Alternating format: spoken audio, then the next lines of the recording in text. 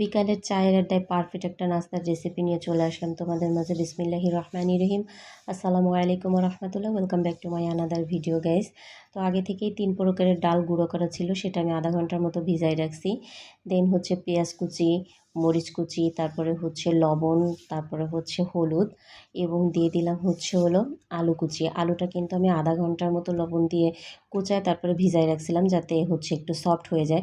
এটা চাইলে কেউ আপনারা হালকা ভাপাইও নিতে পারেন। তারপরে দিয়ে দিলাম হচ্ছে হলো একটু বেসন দিয়ে ভালো মতো মেখে, দেন হচ্ছে চুলায় যে প্যানে তেল গরম হয়ে গেছে, এখন হচ্ছে হলো এই যে ভেজে নিচ্ছি। একটু পাতলা পাতলা করে দিতে হবে, তাহলে খুব ক্রিস্পি হবে। তো গাইজ, এটাই আজ তোমাদের সাথে শেয়ার করতে চলে আসলাম, মানে সেই পারফেক্ট একটা বিকালের নাস্তা। তো ভিডিওটা কেমন লাগলো অবশ্যই কমেন্ট করে জানিও কিন্তু। তো গাইজ, ভালো থাকো, নেক্সট আবার চলে আসবো অন্য কোনো ভিডিও নিয়ে তোমাদের মাঝে। আজকের ভিডিওটা এই পর্যন্তই। আল্লাহ হাফেজ।